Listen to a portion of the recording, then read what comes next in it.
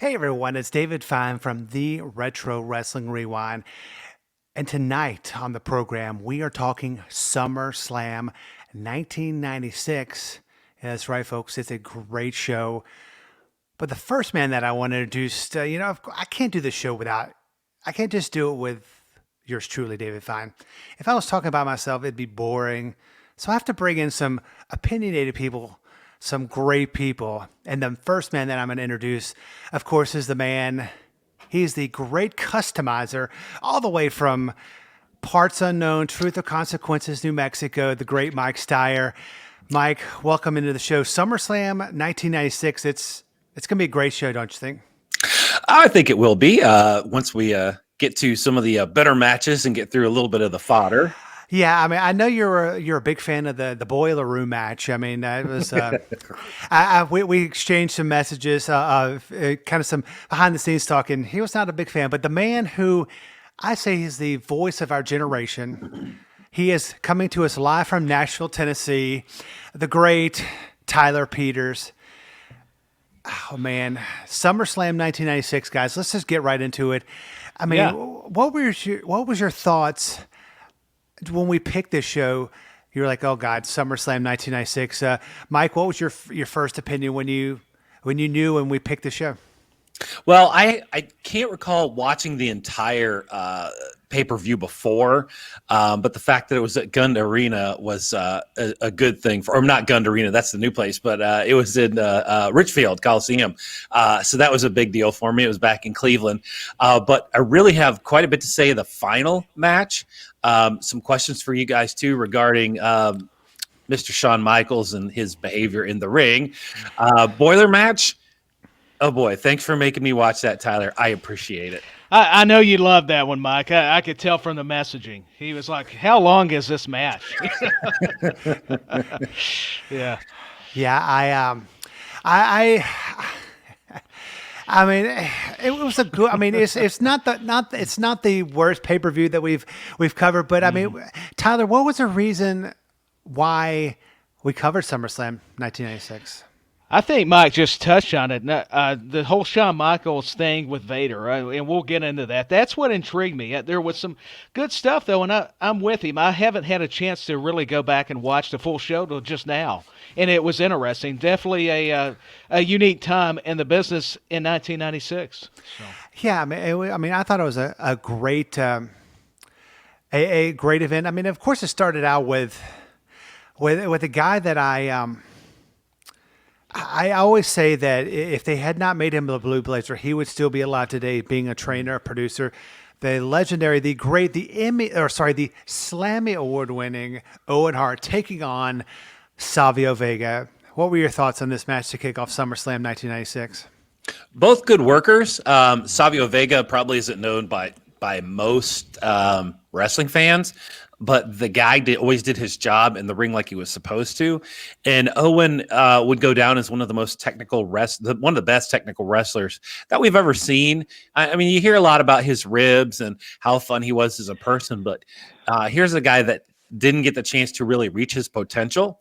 I think that had his accident not occurred, that he probably would have gone on to bigger and better things. And I loved heel Owen Hart. Heel Owen Hart was the best. He was a great talker. He talked to the crowds. He got them hating him. I don't know that anybody really hated him, but he fed off of them and vice versa. And so I liked this match. I thought it was well done. Both guys performed well. So it was a good opener. And we're not used to seeing some good openers in our pay-per-views. I mean, Tyler, what were your thoughts? Yeah, solid match. I love how Owen Hart, like Mike talked about, the heel persona, using the cast. You knew that was going to come into play. And, to finish it with the sharpshooter. But, yeah, Savio Vega so underrated. Both guys just put on a spectacular match. I mean, great storytelling. And what do you think about, wasn't it did Clarence Mason come out during this match?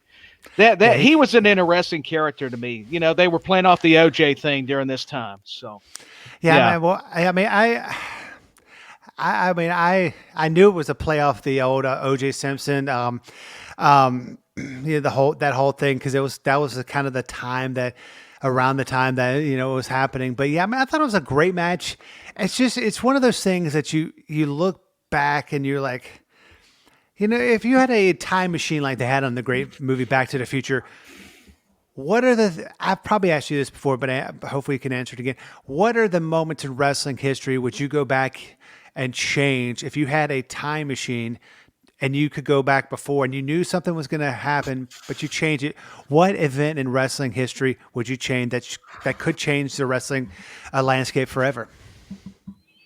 That's a great question. That's a hard one.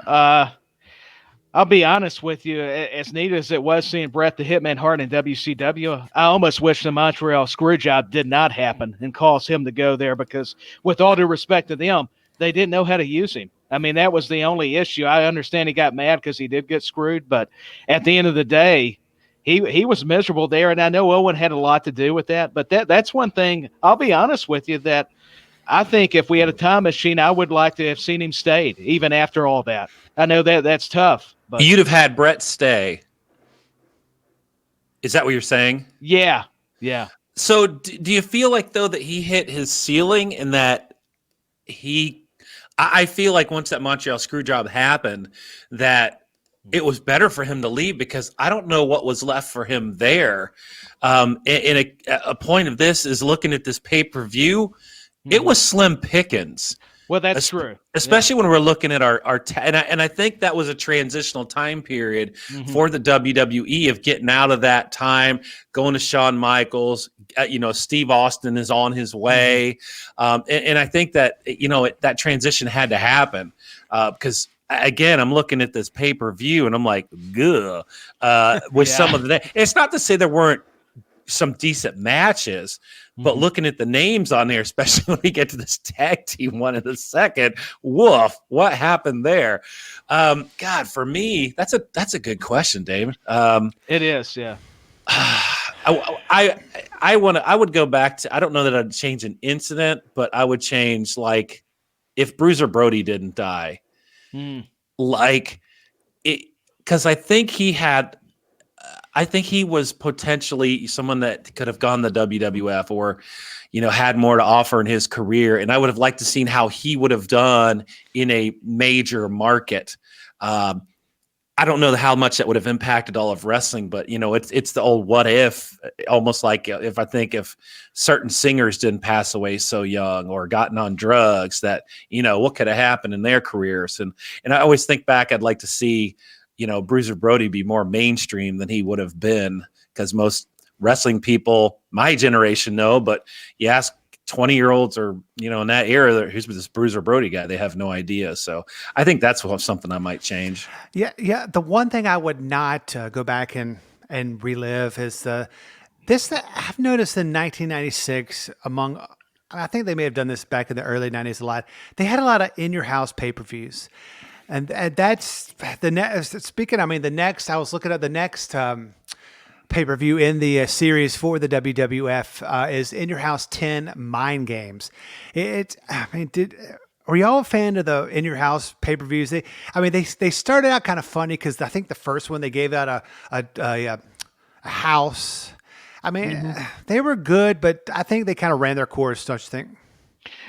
Yeah, they were good if they had only ran them like a couple times a year, but to do them all the time did get kind of like, okay, what are we doing here? Because you had so many pay-per-views even back in 96. But yeah, I'm with Mike though. Bruiser Brody, that was a sad deal too, talking about Owen. He could have been huge. Think of the matches him and Mick Foley could have had. That would have been something. Yeah. Could you have seen him go off the top of a cage, kind of like Mick Foley? That would have. Well, I'm not sure about that. He'd have put a hole in the floor. Yeah, I'm saying there's ways you could have booked him. I'm not saying he needs to take the bump from the cage. No. No. I know this next match was. It was my favorite, and I say that sarcastically. It was a 4-way elimination match for the WWF Tag Team titles. The Smoking Guns, Bart Gunn, Billy Gunn, the champions, with, at the time, really good-looking Sunny. If you've not seen what she's looked at recently, Google her. They defeated the New Rockers, Leif Cassidy, aka Al Snow, and Marty Jannetty taking on the Godwins. Second. How did I not pick that up? And Yeah. the body Oh, yeah. What? and the body Donnas. But the I Godwins gotta go would- back and watch it again now. I didn't know that was Al Snow. Hey, Yeah, hey, it was. Hey, Early hey, out, and- no. Yeah. hey, well, I'm hopefully you're ribbing me. Hopefully you actually did know that. But hey, did you No. know who? Did you know who that the other body Donna was? I know there was body Donna Skip. Of course, we know who he is.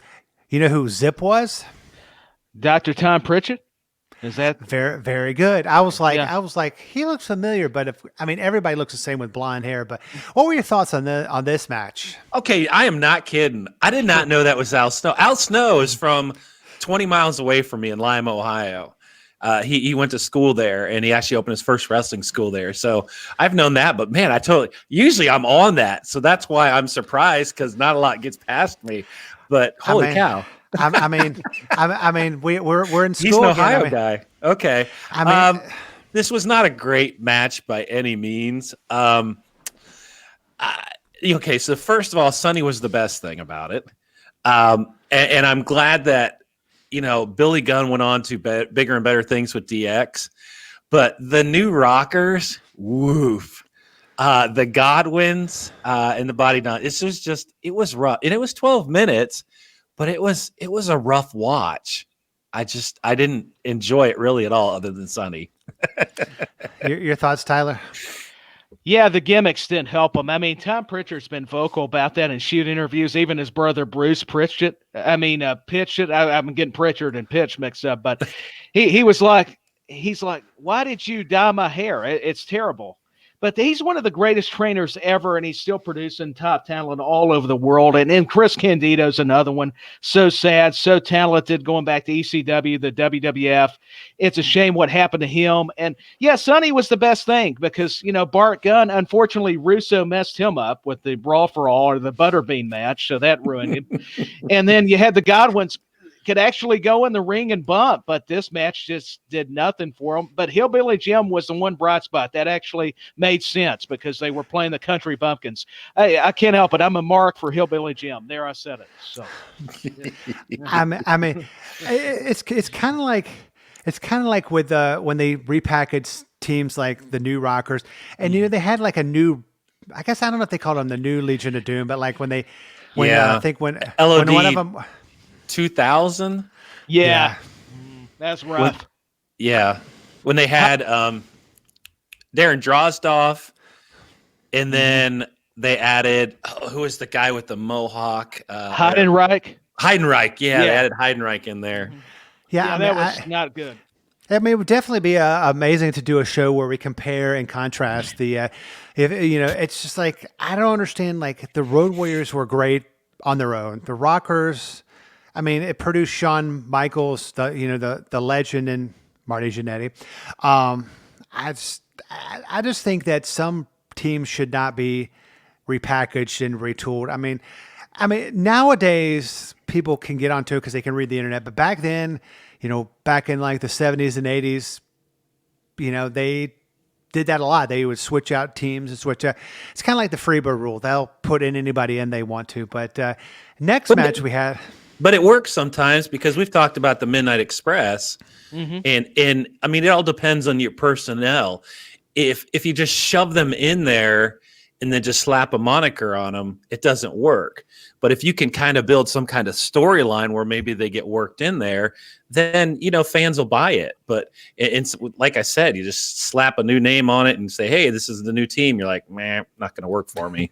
Speaking of that, do you remember when Cornette they tried a new Midnight Express in the WWF, and man, that was a great example. It did not work. Mm-mm.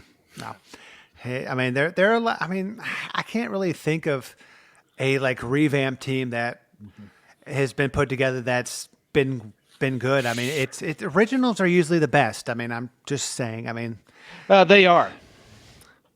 Yeah, I mean, but the next match we had on the card.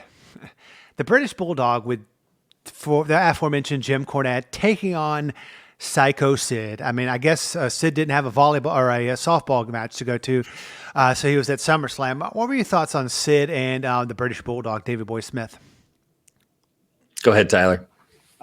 Sid, to me, I'll tell you what, you can say what you want to. That Psycho Sid gimmick did fit him well because, at least for the psychology, the promos, and the Bulldog had to keep him grounded. That was what was unique. Normally, you see that the other way around, but Sid was so athletic. He was fast for a big guy. And the Bulldog had to keep him grounded. And it was interesting. Did you guys notice the finish? Man, they were pushing Clarence Mason. Cornette was arguing, and he cost Bulldog the match because he had it won with the running power slam, and then it caused Sid to get out, do his choke slam power bomb combination. And that, to me, was, I guess, just to make it interesting, but they were really pushing Sid. This was that year, 1996. They were heavily behind Sid. And he was. This wasn't a bad match. I thought size wise. Again, you always thought British Bulldog was much bigger than he was. He really wasn't tall height wise, but because of his width, you thought that him and Sid would have a good match. And Sid was always a good worker. He always seemed like he wasn't stiff in the ring, but his motions were always a little bit stiff. But I like this Psycho Sid part. I'm with you, Tyler. I thought that it fit his personality well, and it didn't run very far overall. And I kind of think that Sid gets, he's a B-lister when it comes to wrestling, but the guy could bring it. And Lord Humongous, right down in Florida, isn't that what he was? That's true. Yeah, he was Lord Humongous. I think Lawler discovered him or somebody. Yeah. Yeah, I mean, Sid. I mean, like you said, Mike. I mean, you could make fun of him, say all this, but he was a good worker. I mean, he was in the Skyscrapers with Dan Spivey. I mean, I thought that was a great team. I mean, I think every wrestler has their issues, and they have people that don't like him. And I've kind of talked to some people that have had some bad occurrences with him. But in the ring, I thought he was pretty good. I mean, can I ask you guys what you thought about Cornette in this pay-per-view? I don't think he was used well. I think they didn't book him right. The Clarence Mason thing was getting too much because I felt like Cornette, they were definitely saving him for the Vader match, which I agree with, but you've got to have him. If that's your guys, then why don't you have one of the best managers since Bobby Heenan, probably, with Jim Cornette out there getting some heat for you? I mean, that's what I did notice. I did not like that as good. Yeah, I didn't think Cornette was used well at all during the whole pay-per-view. Mm-hmm. I thought, they had him out there, several times. Right. But it wasn't the Cornette that we were used to. I thought it was like Cornette light. Yeah, it was. And we need Cornette Extreme because that's always better. I mean, let's be honest, one of the best talkers and has a mind for the business. I mean, yeah, I mean, I love Cornette, Jim Cornette. He's amazing. Of course, if you haven't heard any of his 5 podcasts, just type in Google and he's got like the drive-through. Right. It's like, oh my god, he doesn't stop. He just carries a microphone with him everywhere. It's just like, but I thought he was he's a great manager, but I think this is just my opinion. I think in the WWF he was underutilized. In the NWA, he was amazing. And of course, when he started back in the mid 80s in Memphis, he was even amazing. But I thought, he was underutilized. He wasn't used to his potential and to his full capacity in the WWF. That's just my opinion. No, yeah, he was used better, and I think felt more comfortable in the territories, like with Mid-South, all those you mentioned. And, when he got up there, I think Smoky Mountain Wrestling's what got him up there at the Vince, that deal. And he had some good moments, but I felt like they dropped the ball a little bit, and kind of like we'll talk about it with Vader, whether it's Vader's fault or not. We'll get into that, whether his run with the WWF. So yeah, I mean, I thought it was a good fourth match on the card, but it kind of gets us to a midway point. I mean, people have. I mean, this is the shoot. I've been getting a lot of tweets and a lot of emails about Tyler. They love your voice, and we know that you do some writing for a website. But how can people hear your dulcet tones other than each and every week here on the Retro Wrestling Rewind? Well, how can I follow that? But yeah, just Tyler's Take podcast. I'm still doing a separate podcast, and I'll cover different things from movies and TV shows to wrestling, what we're talking about, but. And that's really how you can do it. And on Twitter at Dustin Tyler 86, on I use that for my social media for most of that stuff, and anything Paul Bearer. He's in this pay-per-view, and I do an impression of him, which I overdo at times. I have to laugh at myself. There. I have a feeling there's going to be a drive. There's going to be a run in from the Paul Bearer today. I'm just saying. And Mike, I mean, how can people look at your stuff? I know you have a lot of customs that you've been coming up with recently. Yeah, I'm on YouTube. If you just search for Mike Styer, no spaces or anything, you'll find my channel. And currently, I'm waiting on my teenager to upload my videos for me. I have quite a few videos coming on different figures that I've done, and I have learned how to make resin molds. So I am molding my own little heads for my figures, and actually have a video on how to show people how to do that, because it's actually a lot of fun. That's awesome. And then the next thing you're going to learn is how to upload the videos to YouTube. Okay, so I can. It's just when I do different parts, like he stitches them together for me, because I can't do that. I mean, we all have our people that help us out. I mean, oh yeah.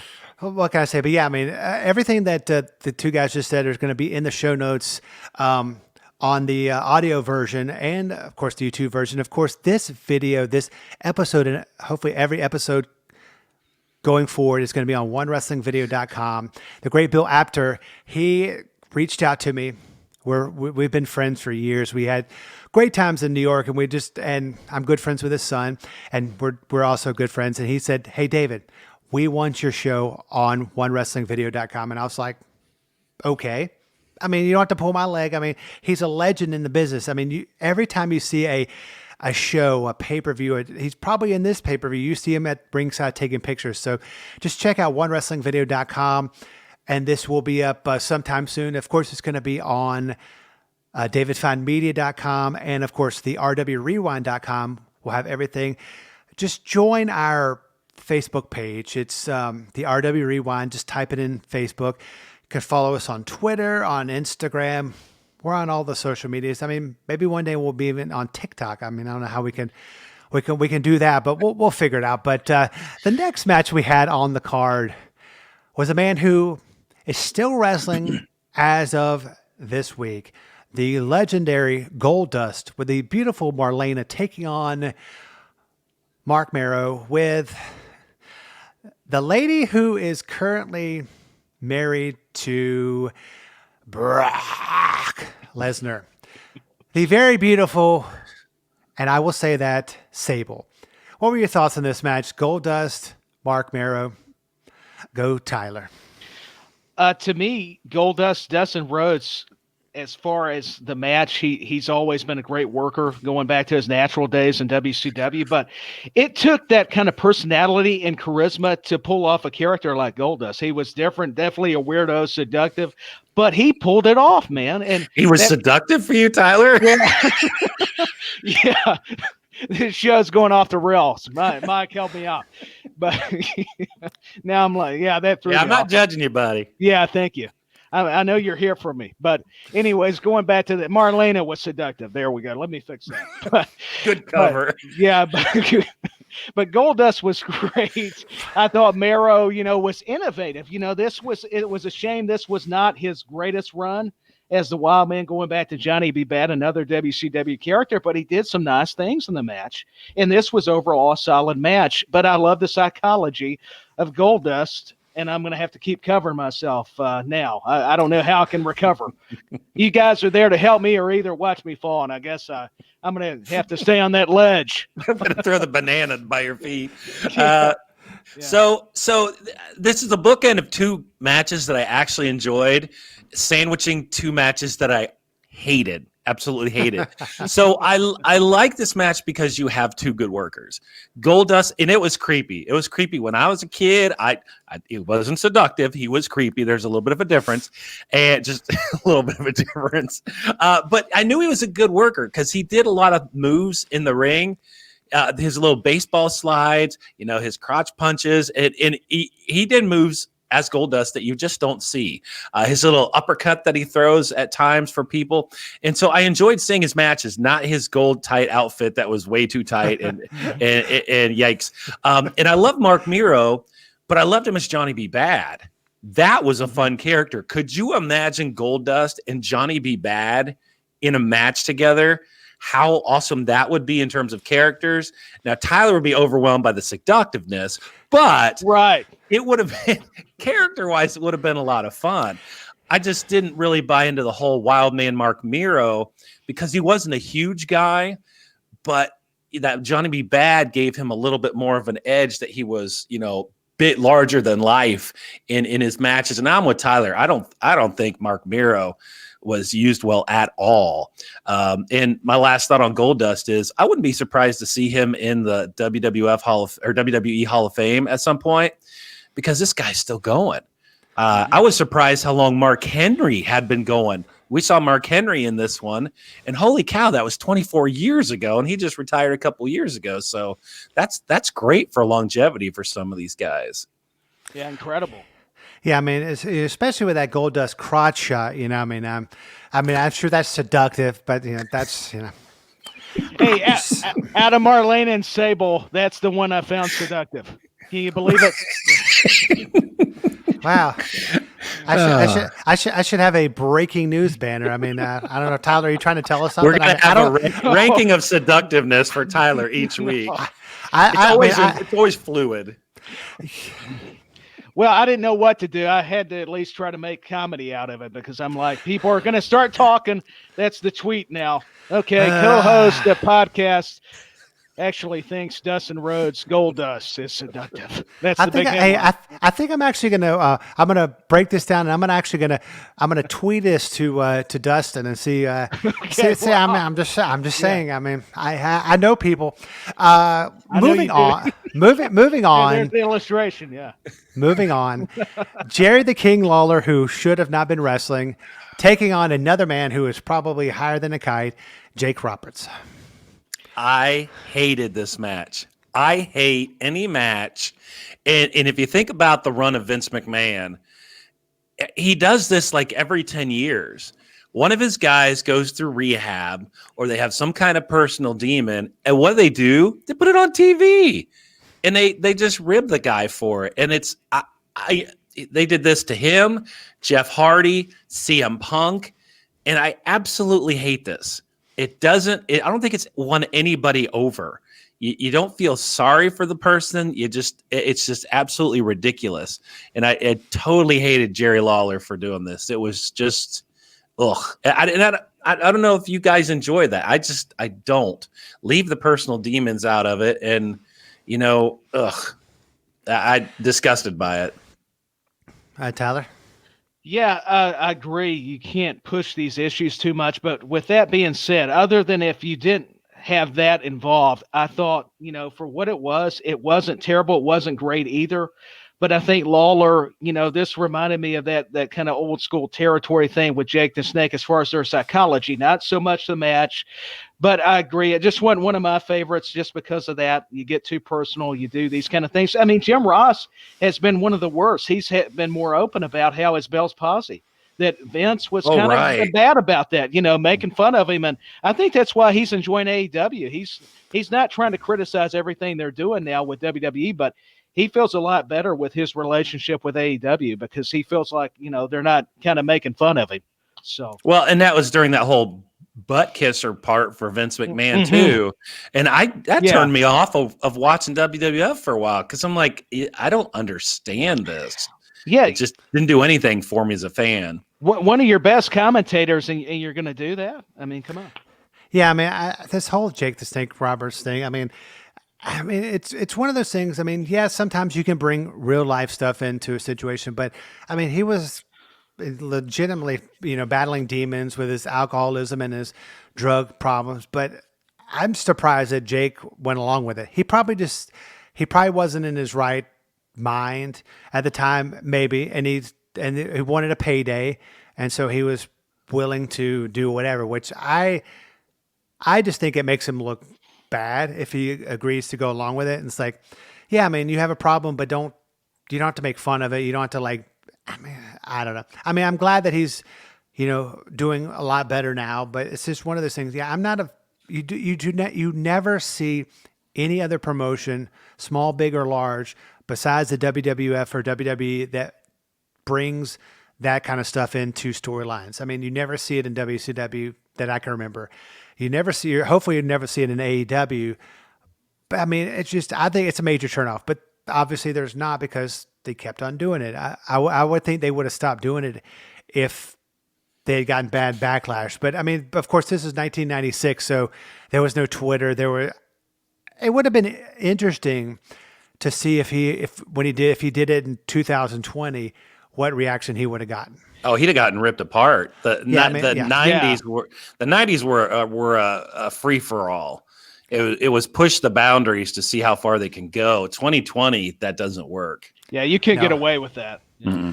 No, it's in, I'm not sure. I forgot which promotion I was watching, maybe Championship Wrestling from Florida or Georgia Championship. It was actually, Mid-South. They brought in Rowdy. It was a podcast I was listening to, but this is back in the mid 80s. Yeah, like you said, the free for all in the mid 80s and 90s. Rowdy Piper came in talking about pulling girls' hair, treating women like crap. It's one of those things that you could say it now, but you would get backlash that you would decide it's not worth it. It represented times were different, like you all were talking about. I mean, you could kind of get away with that kind of narrative back then and create that kind of controversy. You can't do that now. You've got to really walk a fine line in 2020 and this time. Yeah. Yeah, I mean, back then, if you had, it was kind of like in radio. If you had a complaint about a disc jockey or whatever, I'm kind of thinking about Howard Stern. He said a lot of controversial things, but people now can get on Twitter, can get on Instagram, and can go directly to the source, to their boss, and say, hey, back then you actually had to write a letter, put it in the mail, and it had to wait. You had to wait to hopefully it got there. But now it's just instant. I mean, I think it's good and bad. Good for feedback, good for creative. But I want to get your opinions with the internet and how it is now. I mean, do you think people, maybe if one person doesn't like something, but it's not offensive or anything, but do you think that's a bad thing, that it can influence the way like life can go? Because people can just tweet out something and say, hey, I think that's offensive. And then people usually take it down because they don't want to be seen as racist or insensitive. Well, you have that cancel culture anymore, and as soon as people find something out, I mean, it's out there, it's on blast, and I've seen that a lot with Twitter for wrestlers who put different things down. Well, who is that current guy? Big guy, he kind of looks like a big old Viking. WWE, Lars Sullivan. Yeah, that's it. Boy, that whole thing, I mean, that took off from just one person going, hey, I've seen him before. and I mean, it just blows up from there. Back in the days, in the even 80s, 90s, even in the late 90s, that stuff, I mean, where would you have heard it from? It wouldn't be in the papers. It wouldn't be in the magazines. But because the internet makes information so readily available, that stuff just takes off like wildfire. So some of these other wrestlers who just, even if they just slip up and say something on Twitter, boom, it's out there, and it just makes the company look bad instantly. That's the difference. Yeah, there's a lot of repercussions because you touched on Lars Sullivan. He's not been on SmackDown in several weeks. They were pushing him again. And it's like, well, we're hearing a lot of bad things again. So that makes you wonder if that's not why. Yeah, I mean, I think, it has its bad, but it also has its good because, recently, I think it's the WWE, they had the whole movement, and a lot of wrestlers have been called out and have been fired from their jobs because, they proposition women or they forced them to do things that they weren't, didn't want to do. I can guarantee you that happened more often than not back in the day, back in the 80s and 90s, and because wrestlers were bigger than life back then, and there was no way to publicly tell this person, hey, you did something to me, you violated me, or whatever. You could just, it was your word against the wrestlers, and most of the time the wrestlers, had more credibility than a fan. But now with the internet, which I think it's good because it gets the people out of the woodwork, out of the crevices and the dark alleys, and puts them on blast, like you said. and you can't get away with stuff like that anymore. I think it's a good thing. I mean, I wouldn't want that to happen to anybody that I know. So, I mean, it has some pros and some cons, but the whole Jake the Snake Roberts drinking, the whole Jerry Lawler with the booze, and I think it was on I think I was watching a Raw or one of the shows before 1996 SummerSlam. He was wrestling. I forgot who it was. He was wrestling a wrestler, and he didn't win the match. Jerry Lawler did, but he started shoveling the alcohol down the guy's throat, and it's one of those things, you couldn't get away with now, but it's in the past, and we just kind of put it in the past, So. Yeah, it's just poor taste. I mean, it's just having decency. I realize, like any forms of entertainment, wrestling's no different. You do push the envelope, but you've got to learn when to stop, though. I mean, it's just when's enough. So. Oh, you know what's not enough? Mike's favorite match coming up next. Yeah. Speaking of things I want to put in my past. Mankind taking on The Undertaker with the amazing manager, simply known as Paul Bearer. Oh, take it away, Tyler, by all means. Oh, yes. I knew Mankind. I was going to hit him with that urn. Undertaker, you fool. This Boiler Room match went way too long. I had to stand in the ring and wait on you two. Oh, yes. Now where's my paycheck? I love it. Oh, yeah. There we go. Whoa. Yeah. Did we just have a run-in by Paul Bearer? I mean, that was awesome. Oh, it was a lot better than this Boiler Room. Okay, leading up to this match, the interviews with Todd Pettengill and Mankind and that was creepy, but the match, they could have just nixed it. It was terrible. The first 5 minutes were Undertaker playing hide and seek with Mankind. I'm like, is anything going? Luckily, I was working on figures while I was watching this at the same time. Like, oh my God. I got done with the figure and I looked up and the match is still going on. I'm like, is there anything else? 26 minutes. It did. It's like a quarter of the pay-per-view. And when I saw Mankind leave, he got out the door. I thought, oh, that's the end. He got out of the Boiler Room. No, it kept going for another 12 minutes. It was so bad. Tyler, your thought on this amazing match? I think it's one of those ideas that looks good on paper, but the execution's not so good.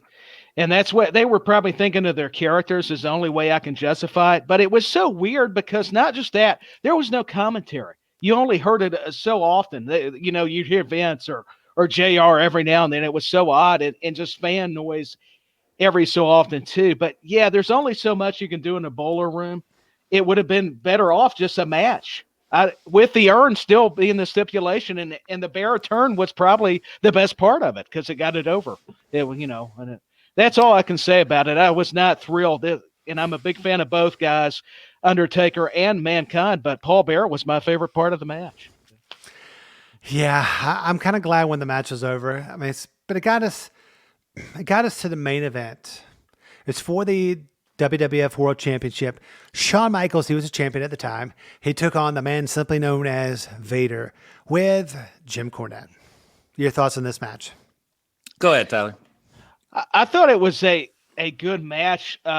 I know Mike's going to talk about some of the behavior of Michaels, and that was definitely something I did not pay attention. I heard on a lot of podcasts, but until you see the match, it don't do it justice. But Vader was so good. Another guy that Vince really didn't put a lot of faith into, and with Cornette, that should have had major success, was still in his prime at this point, was doing some incredible stuff, and his style was definitely stiff, and Shawn can handle it, but I think that's one of the reasons he was a little weary of doing a program with Vader. And Vader, from what I understand, was actually going to be the champion going into that Survivor Series, but that all changed a lot due to this match. So I can't wait to hear your guys' thoughts and perspective on it.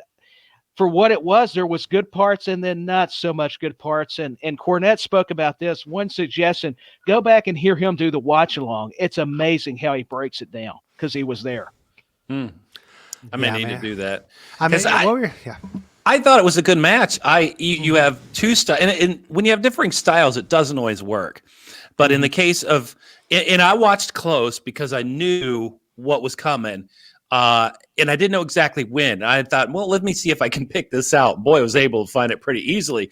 But I watched Vader's style, and he was kind to Michaels. When he slammed him, he did it carefully.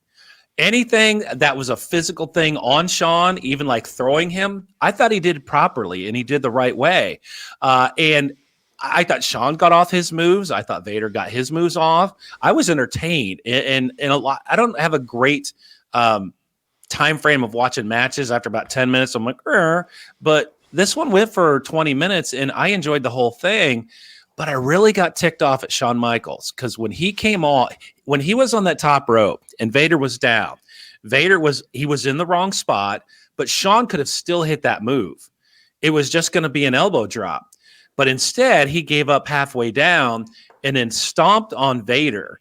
At that point, I'd have stopped being Vader and I'd have been Leon White. I'd have got up and whooped that boy because he stomped him for real several times, yelled at him and stomped him ahead again.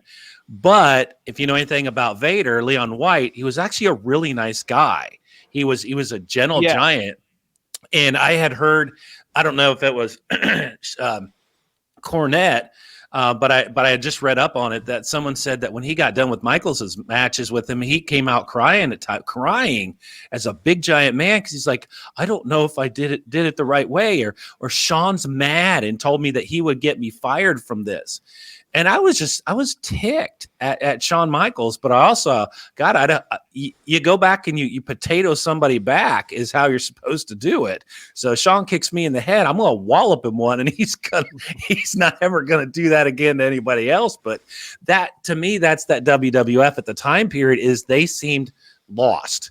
And Shawn Michaels wanted to be the guy, but he was not there yet because he was Mr. Immature. He would blow off at times, and I felt bad for Vader.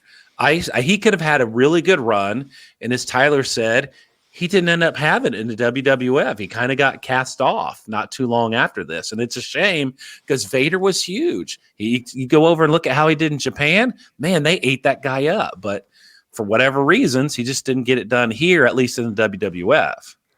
Yeah, I mean, he was just like Jim Cornette. He was underutilized. I mean, I thought he was better, like you said, in Japan or heck, even WCW. I mean, it was good, but you know what's even going to be better? I've picked the next pay-per-view we're going to be covering, and I know you're going to be super excited about this. We're going to be covering Rock Bottom in Your House. It happened on December 13th of 1998. It had some great matches on it, and I say this sarcastically, but I think a lot of the matches are pretty good. We had the New Age Outlaws, we had the Headbangers. Well, maybe this is not a very good pay-per-view, but we're going to cover it. It's got Goldust taking on Jeff Jarrett. We have Mankind versus The Rock. We had Stone Cold Steve Austin versus The Undertaker in the main event. What are your thoughts on covering this pay-per-view, which you've probably not ever seen, or it's been many years since you've seen it? We haven't covered many with, that era of the WWF. So I think it'll be fun because that's when I think they really got back into, the swing of things and had really hit their peak. And hey, Al Snow's in this one in the Job Squad. So I'm all in. Oh, you mean Leif Cassidy? Oh, he's great. Yeah, Leif Cassidy. And D'Lo Brown. Oh yeah, D'Lo's awesome. That whole gimmick. Yeah. Oh God. But it's gonna be a great it's gonna be a great show next week. But for the great Mike Styer and the great Tyler Peters, as always, I am David Fine. You can follow us on Twitter at the RW Rewind. You can see all the podcasts that we do here on the network at David Fine Media. Of course, follow Tyler and Mike on their social medias. And of course, you can watch this in its entirety on onewrestlingvideo.com. So guys, we will see you next week. And of course, we'll talk to you in the past.